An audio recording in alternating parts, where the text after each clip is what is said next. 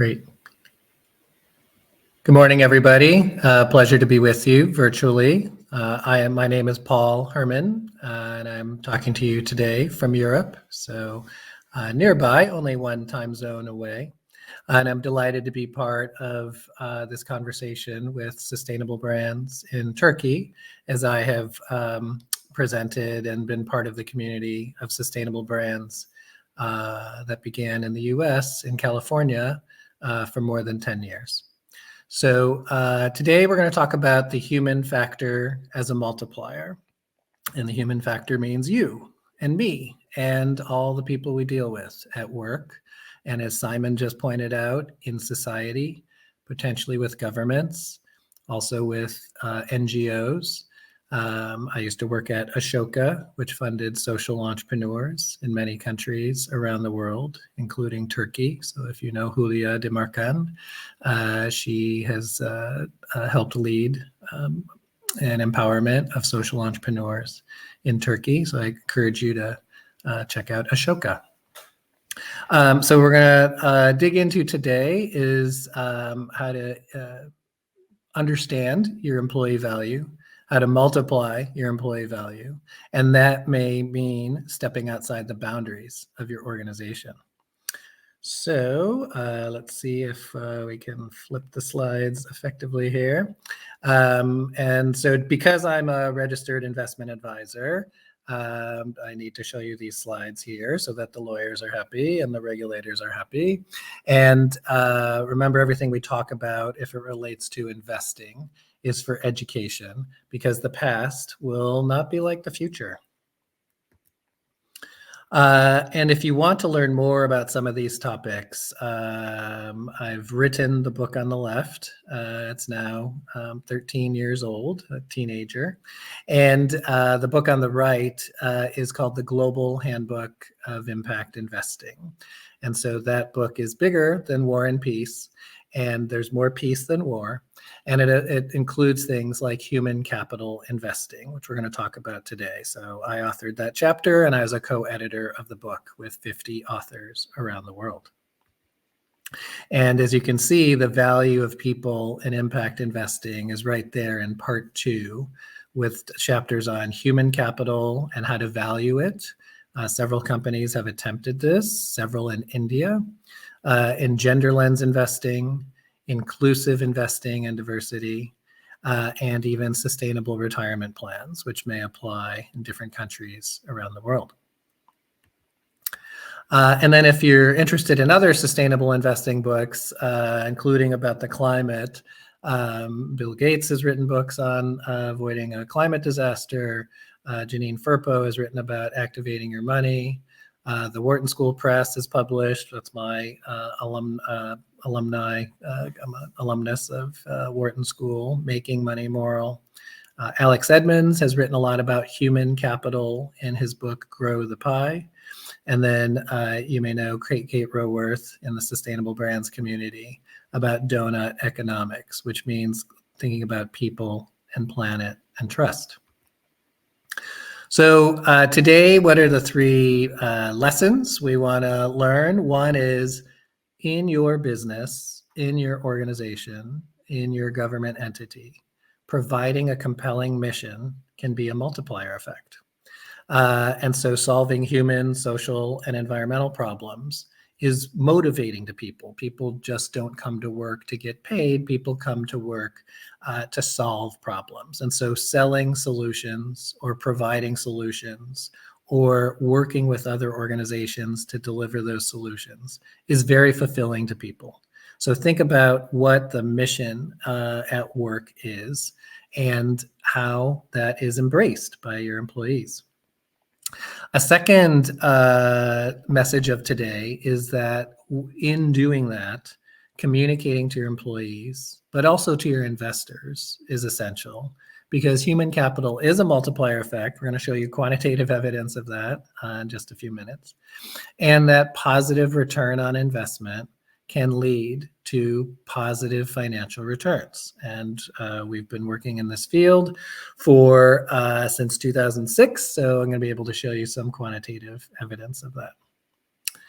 Okay, and then finally, Simon previewed this. Poly crises require poly values, but also poly solutions.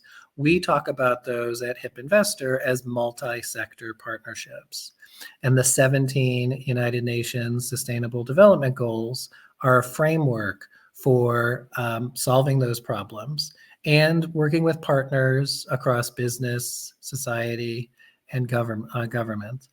And that people, planet, and trust, like if you asked your mother, how would you create a successful business? She'd probably say, treat people right, don't abuse the environment, and build trust over time. So as we seek, as sustainable brands like you in this audience seek impact, and you may have heard this term, environmental social governance, ESG.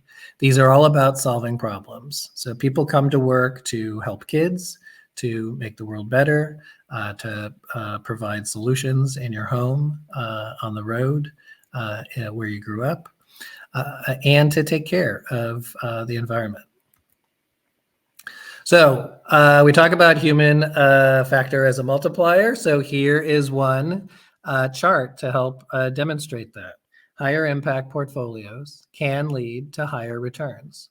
So this is as of the end of 2021 for the previous 5 years.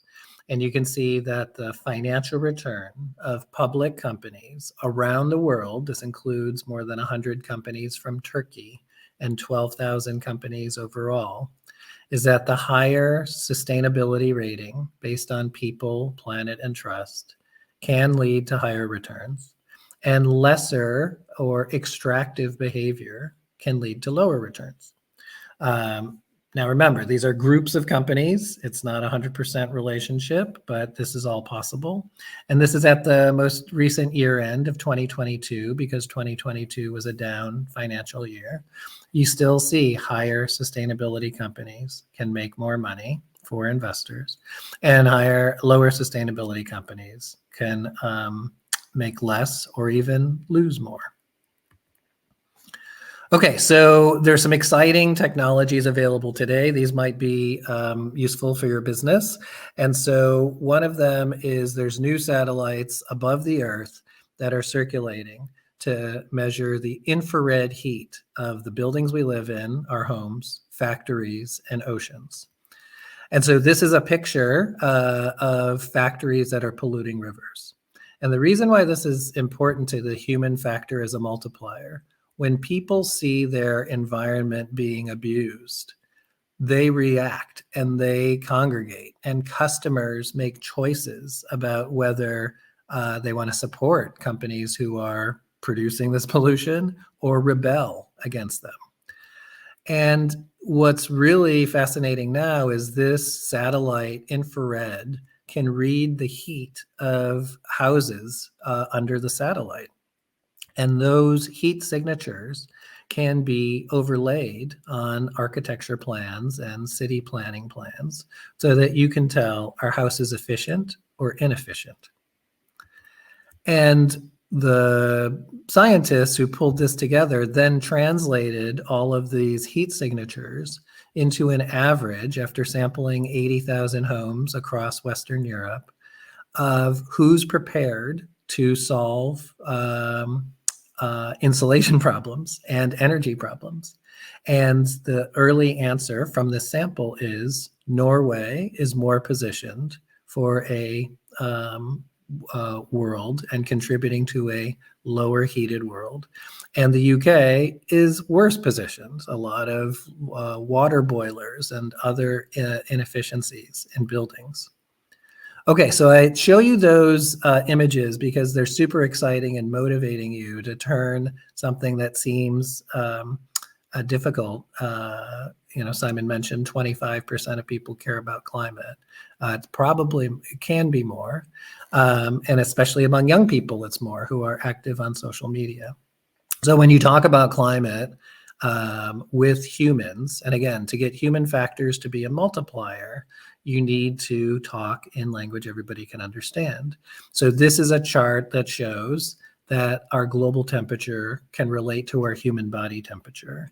And that if we want to motivate people to care about climate, that we can convert the difference into our body temperature, and that the path we're on would lead to a body temperature in Fahrenheit of 105 to 109, or 5 degrees Celsius more of your Celsius body temperature. And humans don't live when the body is that hot.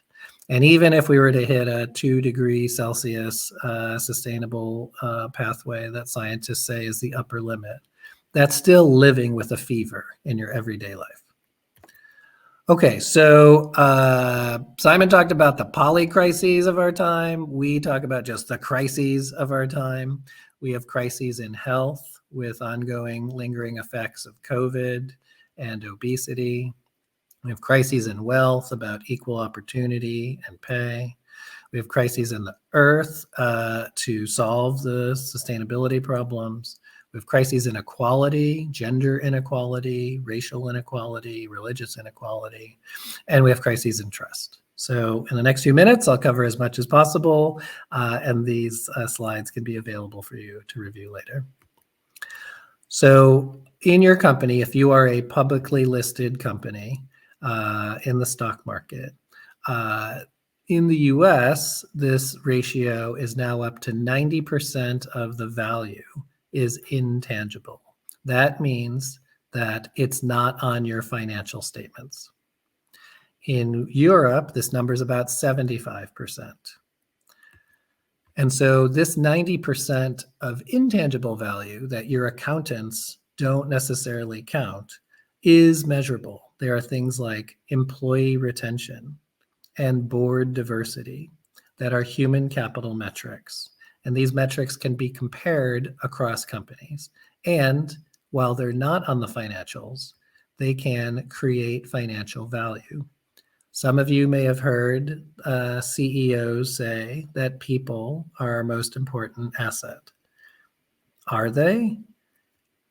Our most important asset of human capital, when you invest in people, can lead to higher employee engagement, higher employee satisfaction, people showing up to work early, staying late, being more productive, not because they have to, but because they want to.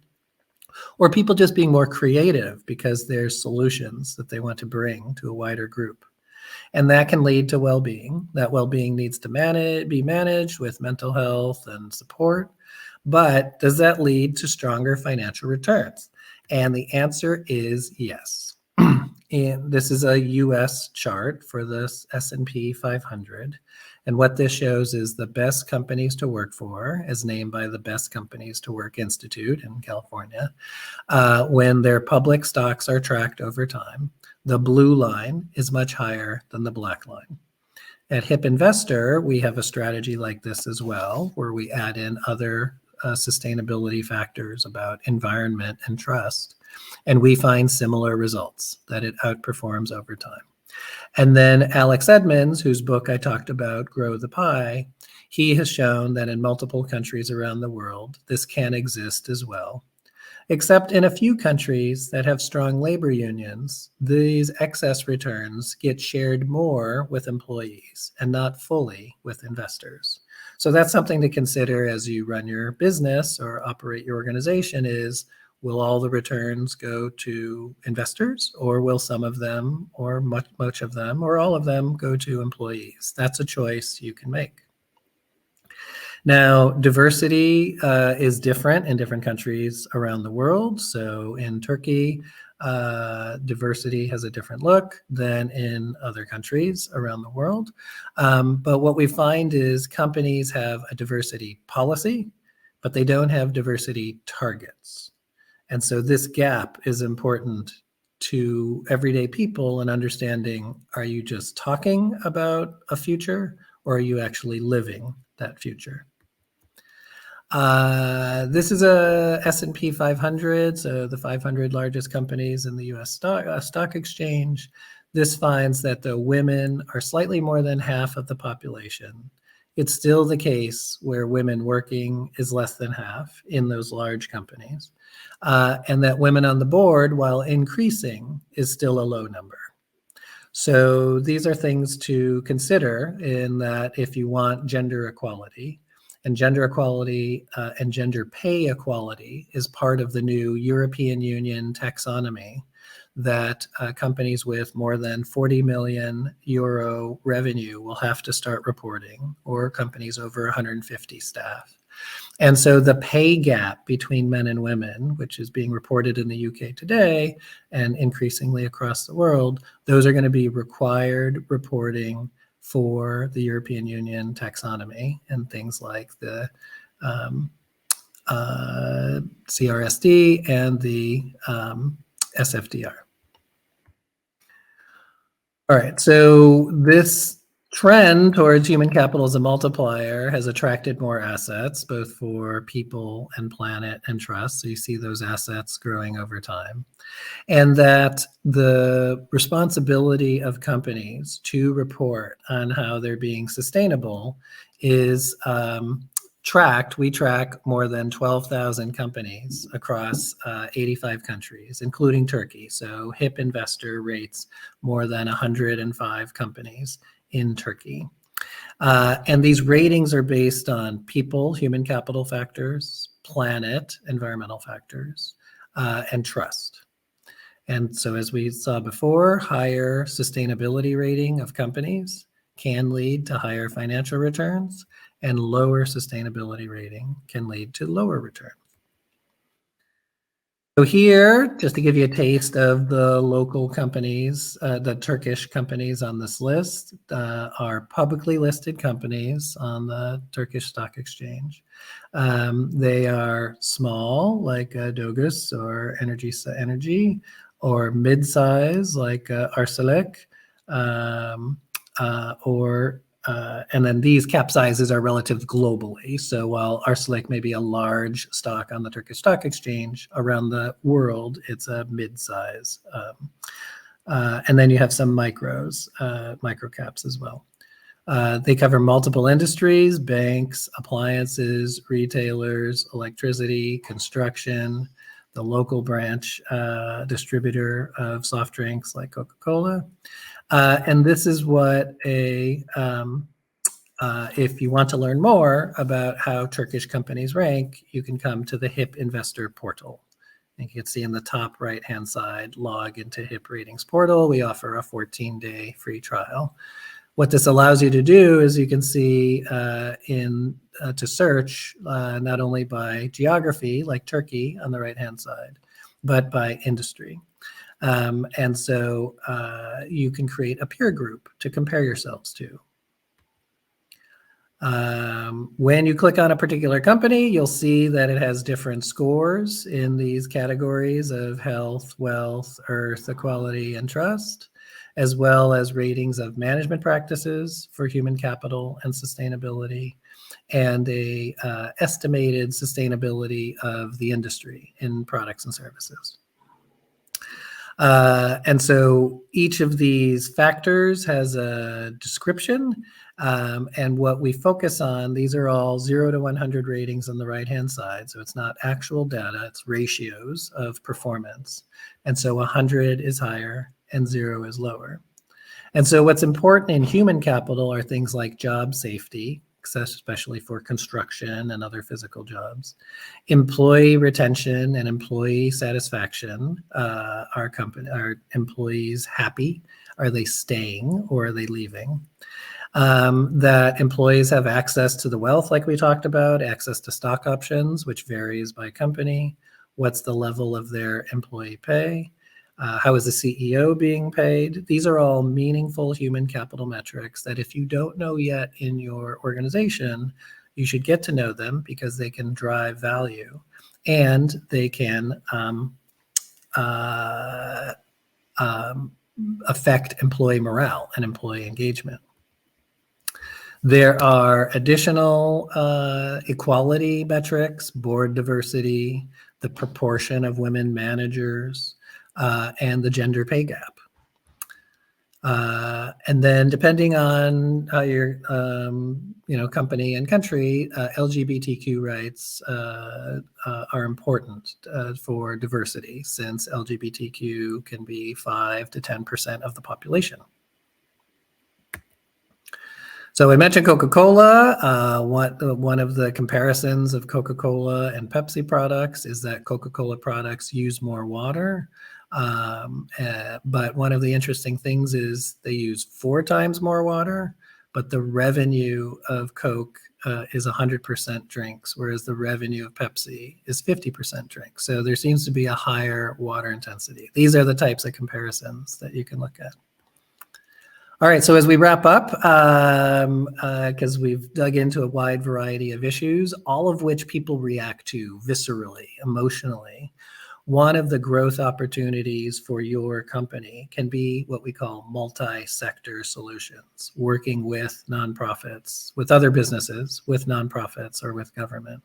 And so the 17 United Nations Sustainable Development Goals are ways to have a framework and a discussion with what human problems are you solving today and who else is working on the same problem. And this can be a path to growth, not only for your products and solutions, but for working with other partners. And that green job creation, people get very fulfilled in working in green jobs. This is another theme as human factor, as a multiplier. Encourages mentoring at work, so not just a hard hierarchy. It encourages community development, finding ways to not only donate to the community or volunteer, but solve community problems. And then strong partnerships of some form. And 80% of the green job skills, this is from Deloitte, exists today. And so to have human factor as a multiplier means to have the people skilled, trained, mentored, and then employed and growing in their employment. So we'll wrap up this way. This is Kristen Magnuson. She works for a company called Stoke, which does architecture of buildings for employee efficiency and energy efficiency. And she says, my work and my life are sustainable, but is my investment portfolio fossil-free as well? So she works in the sustainable industry. She's sustainable when she's canoeing and kayaking. She's sustainable in recommending and sustainable improvements, but she wants her portfolio aligned too. So that's what most people want who are surveyed. They'd like their investments to reflect their personal values. If you have profit sharing at work or a retirement plan at work, these are usually very well received. So in summary, a compelling mission for your employees can be a multiplier effect. Solving human, social, environmental problems make us feel good and help other people. What could be better? That in communicating your human capital metrics to employees and investors is essential. And these factors actually give you the potential to make more money in your business. And finally, to help solve the world's problems and all the crises we're facing, the 17 UN Sustainable Development Goals provide a framework, and by contributing to one or more of those goals, you're elevating your platform globally. So I'm Paul Herman from Hip Investor. Please feel free to come visit us at our website, hipinvestor.com. On LinkedIn, we're active, while Twitter and now X still exists. So we'll look forward to conversations and to your questions in the future. Teşekkür ederim.